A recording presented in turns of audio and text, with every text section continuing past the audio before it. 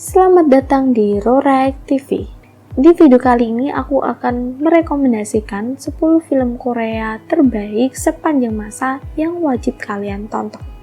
Nah, Korea tidak cuma memproduksi drama saja, tetapi juga film layar lebar. Film-film Korea bahkan tak kalah menarik daripada film yang diproduksi di Hollywood. Ada beberapa film Korea yang wajib ditonton sepanjang masa. Nah, film-film ini mendapatkan respon positif saat diputar di tengah masyarakat. Sejumlah film dikemas dengan plot cerita menarik dan karakter yang kuat. Skenografi yang dihadirkan pun tentu tak main-main. Tak hanya itu, beberapa film bahkan mendapatkan penghargaan bergengsi internasional. Misalnya saja Parasit pada tahun 2019 yang memboyong 4 piala Oscar dalam ajang Academy Award 2020. Nah, berikut ini rekomendasi 10 film Korea terbaik sepanjang masa yang bisa kalian tonton. Yang pertama, Parasit pada tahun 2019. Nah, saat dirilis pertama kali, Parasit mendapatkan tepuk tangan meriah dari khalayak yang menontonnya. Film ini menjadi salah satu masterpiece sutradara asal Korea Selatan, Bong Joon-ho. Film satir satu ini mengangkat premis sederhana tentang keluarga miskin dan keluarga kaya, yang kemudian membangun hubungan simbiosis mutualisme. Cerita dimulai dari Kim Ki-woo yang diperankan oleh Choi Woo-sik, yang menjadi guru bahasa Inggris untuk seorang anak keluarga kaya raya Park Da-hye, yang diperankan oleh Jung Ji-soo. Demi menolong keluarganya yang menganggur, Ki-woo menggunakan cara-cara licik agar semua anggota keluarga masuk ke rumah keluarga Da-hye. Dikemas dengan epik, film ini berhasil memboyong 4 piala Oscar dalam ajang Academy Award 2020. Film ini bahkan menjadi film Asia pertama yang memenangkan kategori Best Picture dalam ajang tersebut.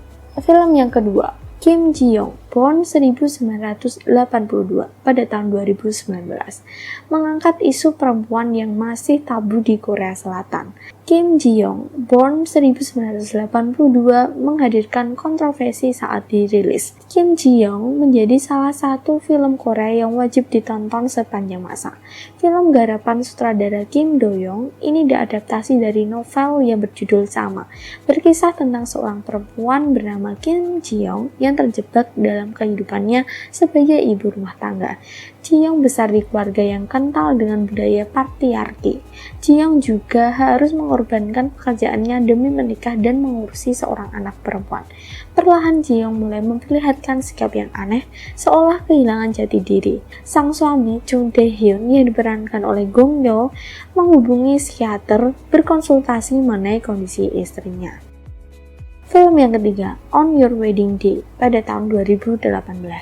Nah, cerita yang sederhana membuat On Your Wedding Day tampak menarik untuk ditonton. Disutradarai oleh Lee Suk-gyun, film ini berkisah tentang manis pahit percintaan di masa SMA. Woo Yoon yang diperankan oleh Kim Yong Kwang yang jatuh cinta pada pandangan pertama saat bertemu Sung Hee yang diperankan oleh Park Bo Young. Sayang, Sung Hee tak tertarik berpacaran. Namun demi menghindari anak laki-laki lain, Sung Hee dan Woo Yoon sepakat berpura-pura pacaran.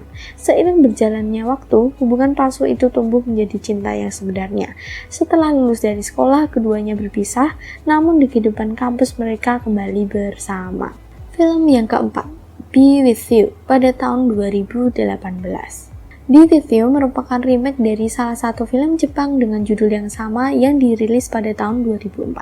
Disutradari oleh Lee Jang-hoon, film ini berkisah mengenai kehidupan seorang suami yang bernama Woo Jin yang diperankan oleh So Ji-soo dan anak lelakinya Ji-hoo yang diperankan oleh Kim Ji-hwan setelah ditinggal istri dan ibunya yang menderita sakit keras. Ji-hoo meyakini bahwa suatu saat sang ibu, So-ah, yang diperankan oleh Son Ye-jin akan kembali dari negeri awan ketika hari pertama hujan turun, sebagaimana kisah yang sering dibacakan sang ibu sebelumnya. Suatu hari, Woo Jin dan Ji-hoo melihat seorang perempuan bergelatak di lorong kereta api tak terpakai. Tak lain tak bukan, perempuan itu adalah Su-ah. Namun Su-ah tak mengenali Woo Jin maupun Ji-hoo. Film yang kelima, Train to Busan pada tahun 2016. Train to Busan menjadi salah satu film Korea tentang zombie yang patut ditonton. Film garapan sutradara Yoon Sang-ho ini dinominasikan untuk sejumlah penghargaan. Dibintangi oleh Gong Yoo yang berperan sebagai Sok-woo, film ini berkisah mengenai wabah zombie yang menyerang di negeri Ginseng. Wabah itu dipicu oleh kebocoran sebuah pabrik biokimia. Film ini sebagian besar terjadi di sebuah kereta api menuju Busan yang menjadi sarang serangan zombie. Satu persatu penumpang terinfeksi melalui gigitan dan berubah menjadi zombie. Sementara Sok-woo terus bertahan dari serangan tersebut. Film yang keenam, The Handmaiden pada tahun 2016. Film-film garapan sutradara Park Chan-wook memang patut diacungi jempol, termasuk salah satunya The Handmaiden. The Handmaiden merupakan film erotis psikologis thriller yang dibintangi oleh Kim Tae-ri dan Kim Min-hee. Film ini berkisah tentang seorang perempuan yang disewa untuk menjadi asisten rumah tangga di sebuah keluarga kaya. Namun, hal itu dilakukan demi sebuah misi. Film ini mendapatkan banyak ulasan positif dari penonton dan kritikus. Film ini juga terpilih sebagai salah satu nominasi Palme d'Or di Cannes Film Festival tahun 2016. Film yang ketujuh, The Beauty Inside pada tahun 2015. Nah, The Beauty Inside merupakan salah satu film komedi romantis Korea yang wajib ditonton. Film garapan sutradara Baek Jong-yul itu berkisah mengenai kehidupan Woo Jin yang aneh. Ia selalu bangun dalam rupa yang berbeda-beda. Terkadang ia terbangun menjadi pria tampan, terkadang juga ia bangun dalam rupa perempuan. Meski kerap terbangun dengan rupa yang berbeda, namun Woo Jin tetap memiliki perasaan yang sama, bahwa dirinya menyukai Jisoo yang diperankan oleh Han Yo-joo yang selalu berkomunikasi dengan dirinya setiap hari. Film yang ke-8, Miracle in Cell No. 7 pada tahun 2013. Miracle in Cell No. 7 merupakan sebuah film komedi yang mengharu biru. Film besutan Lee Hwang Kyung ini berkisah mengenai seorang pria cacat mental yang dipenjara, yang bernama Lee Yong-go yang diperankan oleh Ryu Song-ryong. Seorang pria cacat mental yang memiliki seorang anak perempuan yang cantik bernama Ye-sung yang diperankan oleh Kang So-won. Yong-go dipenjara karena dituduh melakukan pembunuhan yang sebenarnya tak dilakukannya. Akibat peristiwa itu, Yong-go dan Ye-sung harus berpisah. Namun, kisah-kisah menarik dan kocak sekaligus mengharukan justru hadir di balik jeruji besi sel penjara nomor 7. Next, yang ke-9, Old Boy pada tahun 2003. Old Boy disebut-sebut sebagai salah satu film Korea terbaik sepanjang masa. Film noir thriller garapan sutradara Park Chan-wook ini diadaptasi dari manga karya Garon Suchiya dan Nobuaki Minegishi.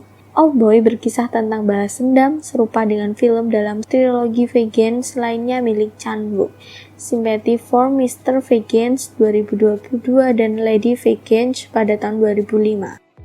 Oh Dae-soo yang diperankan oleh Choi Min-sik yang dikurung dalam sebuah ruangan misterius selama 15 tahun lamanya tanpa tahu siapa yang mengurungnya. Suatu hari, Dae-soo berhasil lolos dari jeratan ruangan misterius dan mulai mencari tahu siapa aktor di balik itu semua. Ia juga mulai menjalankan misi balas dendamnya.